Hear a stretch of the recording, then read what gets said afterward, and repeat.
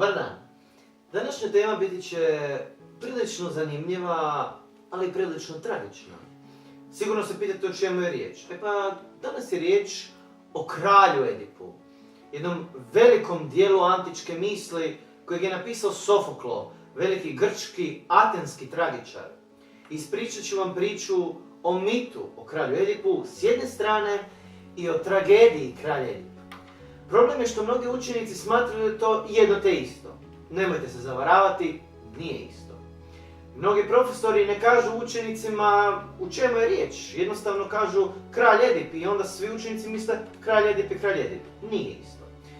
Moram vam reći koja je razlika i vidjet ćete u samoj priči da je razlika u stvari mala, ali je doista zamjetna. Dakle, prvi dio našeg videa biti će o kralju Edipu, mitu, drugi o Sofoklu, znači velikom grčkom tragičaru, i treći sama tragedija kralja Edipa. Dakle, kako sve počinje? Dakle, moram uzeti u obzir da je prvi dio mitologija. Dakle, davno prije, tebanski kralj Laj oženio se Joksanom, velikom princezom u tom kraju. Da li je Joksana, neću 100% tvrditi, pričekajte mi samo da provjerim. Mislim, i ja trebam podsjetnik koji put. Znači, Jokasta. Ispričavam se, Jokasta. Oženi se Jokastom. I sigurno svi misle biti će sve u redu, nema problema, kralj se oženio sa kraljicom, ti ćeš bolje. No, stigne uznemiravajuće proročanstvo kralju Laju kako će njega ubiti njegov vlastiti sin i oženiti se majkom. Kralj Laj bio je zgrožen to misli i dugo je razmislio što mu je činiti. Tada kraljica rodi sina i nadijene mu ime Edip.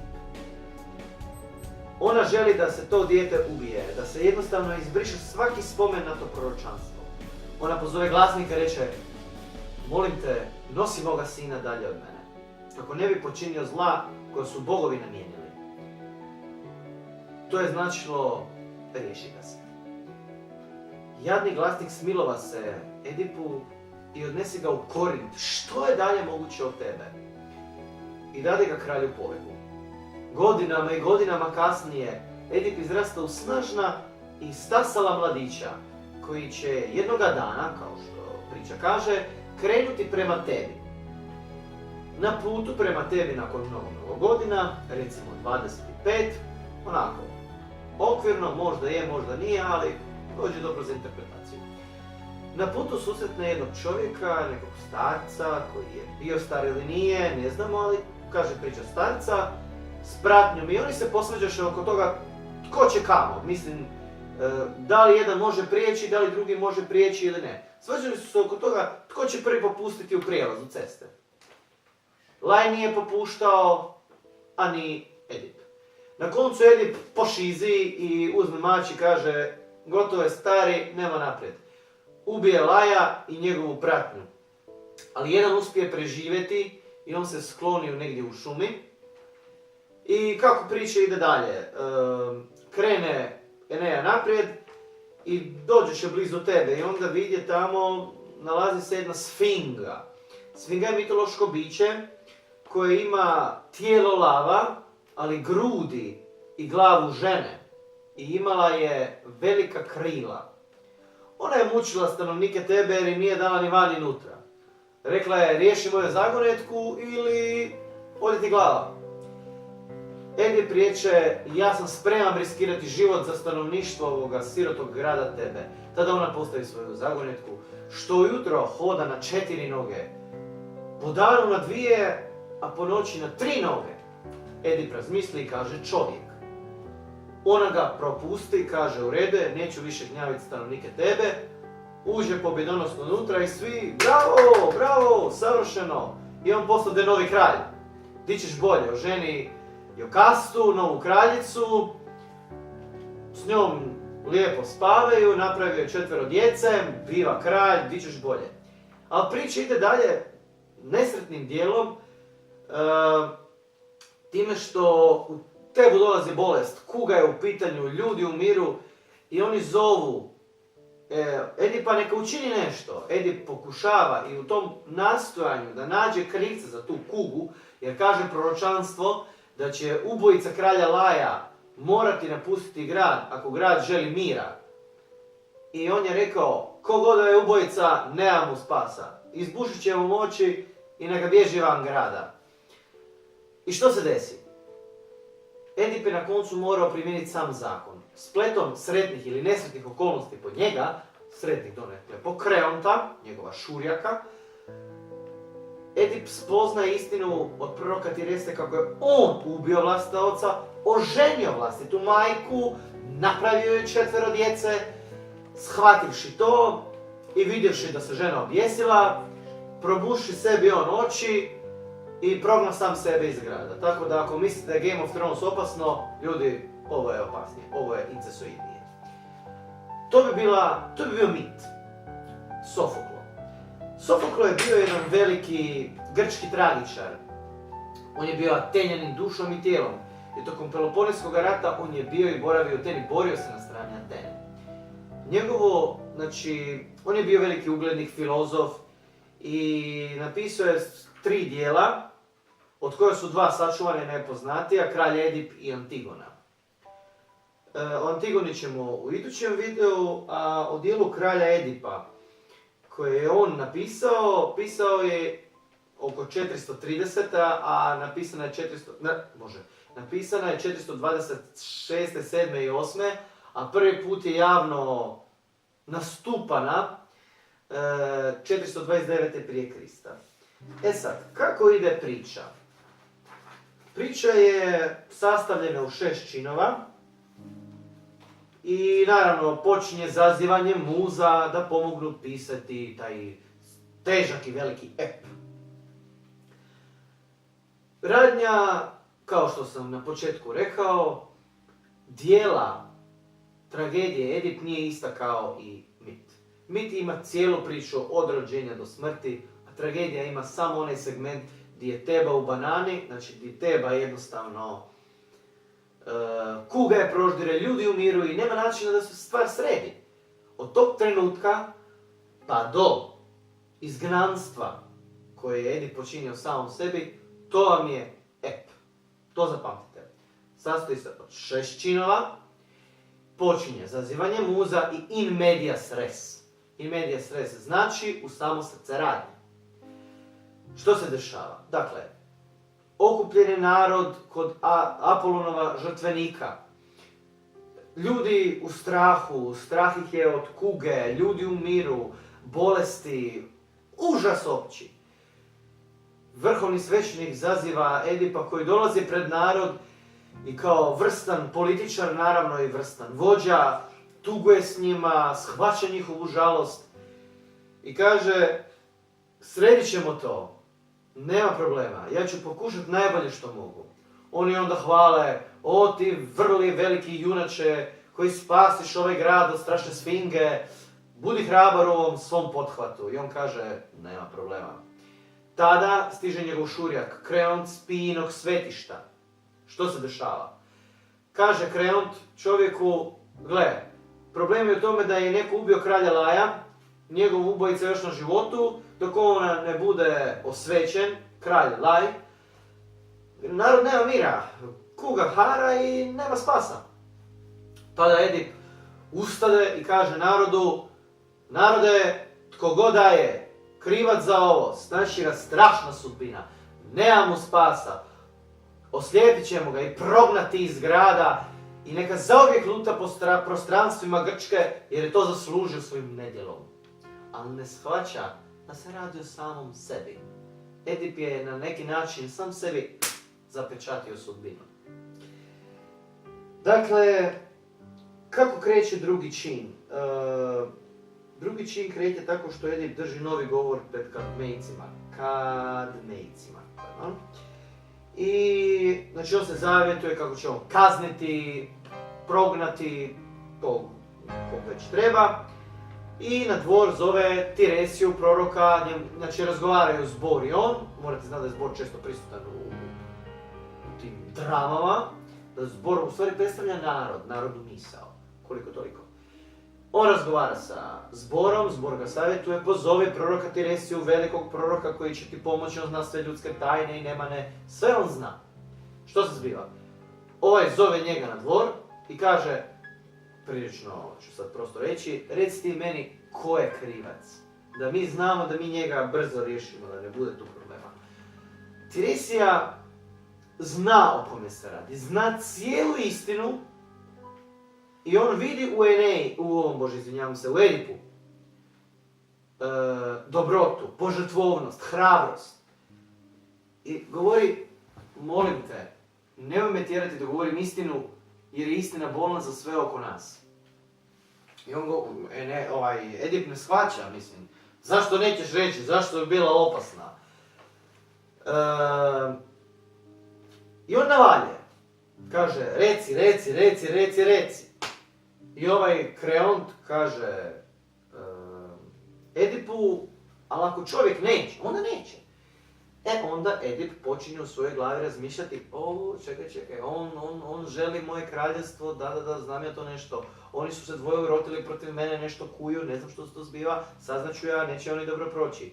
I on opet navaljuje. I nakon toga Tiresija kaže, hoćeš istinu? Ovaj kaže, da, okej. Gle, ubio si vlastita oca, spavao si sa rođenom majkom, napravio si joj 4 djece, kralj si tebe, ništa strašno. Ovaj njega, Bože dragi, ma nije istina, ti malo pretjeraš. Zeuse, Apolone, Hero, Afrodito, dajte molim vas. Recite čovjeku da pretjeruje. I Tiresija shvaća da on njemu ne vjeruje. A Edip u svojoj glavi je razradio teoriju zavjere. Tiresija laže da me optuži pred ljudima, njega je potkupio Kreont kako bi se domogao moje vlasti. I tako završava drugi čin, time da Edip odlazi s scene, dolazi zbor i oni pjevaju o sumnji Edipovoj, o tome što se to sad zbiva. Nije im jasno, njima nije jasno i jednostavno sve je puno sumnji. Dolazi treći čin, najdramatičniji od svih po meni. Edip dolazi do Kreonta i reče, čovječe, pa ti mene lažeš, ti mene hoćeš svrgnuti s trona, daj prestani, ovo sad govorim onako pučki da shvatite priču. Uglavnom, napada Edip Kreonta, ni kriv ni dužan čovjek. On jest kakav jest, ali nije kriv. Nakon toga dolaze teške riječi, gdje Edip optužuje Kreonta, a Kreont njemu zvraća na način da mu kaže, gledaj, ja želim tron, da, ja želim žezlo, da, ja želim vladati, da, ali ne na ovaj način. To nije moj stil, ja neću. I oni se svađaju, zakrmili su, Tiresija je tamo, on koda ne postoji, ovi se svađaju. Tada dolazi Edipova majka, žena, Jokastra, i pokušava smiriti tenzije, pokušava ljudima reći, ljudi, dajte, ohladite malo, smirite stvari. Nije toliki problem ako se uspijemo dogovoriti, razraditi da vidimo u čem je caka. Ali ova dvojica nisu htjeli slušati. Problem Edipa i Kreonta, jer su se oni sad zamrzeli. Jednostavno, Edip je u svojoj glavi razradio teoriju zavjere, a Kreont, puf, gleda di i čaje. Ne zna čovjeku što se zbiva. Nakon toga, Kreont odlazi sa pozornice i Jokastra i Edip razgovaraju. Edip njoj objašnjava kako je stanje loše, kako se on loše osjeća, kako ne vjeruje u to što se zbiva, ali da sumnja. Čim sumnja, znači nema treba čak istine. Jokastra kaže, ne, nije to istina, nemaš ti ništa s tim. Daj, molim te, prestani. U tom dijelu gdje ona njemu govori kako on nije kriv, vidimo koliko ona njega zaista voli, koliko ona dobra žena. Ona je voljela svog pokojnog muža, da, ali ne sad njen muž. Izvinjam se, Edip, taj je nemam nešto stalno gledati, ispričavam se. Edip. I koliko god da se ona trudi, on i dalje sumnja. Nažalost, ta sumnja je opravdana, ali čujte, što se tiče nje, Ona i dalje čvrsto vjeruje, ona ne zna za proročanstvo od prije i vjeruje kako se to nije ostvarilo. Četvrti čin je isto dramatičan. Dolazi glasnik iz Korinta i javlja kako je Polib umro. Naravno,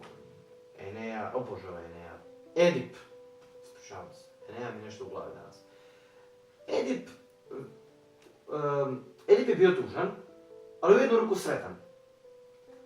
Inače, kad ti umre otac, svi majko mila. Ali on je rekao, dobro, žao mi je, ali ujedno bio i sretan jer je mislio, vjerovao je kako je umro njegov biološki otac, njegov pravi otac. Što se desi? On dolazi kod Jokastre i kaže, umro mi je otac, vidiš, nije se ispunilo proročanstvo, sve je u redu. No, tada na dvor dolazi jedan glasnik koji kaže, ti nisi Polibov sin. Ja sam tebe doveo k Polibu, a mene je dao tebe neki čovjek kralja Laja, ja ni ne znam ko si ti. Tada Jokastre početi shvaćati o čemu se radi. A Edip, sad pet polako počinješ izret. Znači, u njegovoj koži da jesam, ne znam, poludio bi trenutno. Znači čovjek jednostavno ne zna. Znači sad više nisam ni sin od onog kojeg sam mislio da sam sin. Mu je umro njegov otac koji je mislio da mu je otac, a njegov biološki otac je davnih dana mrtav. Kako ide priča dalje? Dolazi nam peti čin. Tad na dvor dolazi taj glasnik, taj kojeg je kraljica poslala s djetetom u naručju da ga ubije, a ovaj mu se smilova. Što se desi? On dolazi na dvor i on priča, naravno, ne iskreno potpuno, jer ne želi Eneju dovesti u neugodan položaj. Edipa, ne želi Edipa dovesti u neugodan položaj. Što se zbiva? On kaže kako je dijete dano i kako ga je on odnio. Smilovao mu se, nije ga htio ubiti i dao ga je čovjeku, kralja Poliba. Ali nije rekao da li je to riječ Eneji. I Eneja je navaljivo. I opet na koncu i onda mu Edip, čuvam se nešto, slična imena to valjda. Edip mu kaže, reci, ili ti se ne piše dobro, stavit ću te na muke pa ćeš govoriti. I ovaj kaže, ok. Tebe mi je dala kraljica, ja sam te odnio glasniku kralja Poliba, on te odgojio, a dalje ja ne znam. Ali dalje Edip zna priču, proročanstvo se ispunilo. Jokastra, shvativši da je spavala sa rođenim sinom, da je njen muž mrtav, žena je poludila, krenula u svoju sobu i tako završava peti čin. A onda ide šesti. Odjedanput čujemo kako u dvorcu se čuje buka, vriskovi. Edip brzo kreće prema Jokastrinoj sobi, ne bi li vidio što se dešava, ali bilo je prekasno kad je stigao, ona je bila mrtva. Što je žena napravila? Žena, shvativši što se desilo, iščupala svu kosu zazivajući pokojnog muža. I objesila se. Ovo je vidjevši da mu je mater i žena ujedno mrtva, klekne nad njom, plače, zazivlje bogove, zašto pobogu zašto, uzima zlatnu iglu i buši si oči. Tada zove Kreonta i moli ga, neka mu dovede djecu, kako bih mogao po posljednji put pozdraviti da će se sam pravnati iza nje. Znači, doslovce je zvao Kreonta i rekao mu, čuj, zove mi djecu, želim ih vidjeti, a ti me prognaj, jer ja ne zavređujem više biti ovdje. Nakon toga, što se desilo? Djeca mu dolaze, Kreont mu sve zavjetovao na vjernost i nakon toga Edip odlazi. Time završava ep, tragedija, znači vidimo kako je tužna. Vidimo kako je to tužna sudbina te obitelji koja ni kriva ni dužna. Edip je spasio grad, da, a onda kreće tragedija u kojoj saznajemo kako je on tragičan junak. Kako jednostavno tragedija u tome zato jer su bogovi namijenili tu sudbinu, ti okrutni bogovi, a ta tragedija će se nastaviti na Antigonu. Evo, to je bilo to. Ja se nadam kako sam vam pomogao. Ispričavam se zbog Eneje i Edipa. Sličnosti imena jednostavno ponekad se pobrka. Pazite kad pišete testove, nemojte brkati mit i tragediju. Zapamtite, ima 6 činova i ono što se dešava na kraju mita, dešava se i na kraju, u cijeloj tragediji. Pokušajte to ne mijenjati. Hvala vam i ugodan vam pozdrav. Doviđenja.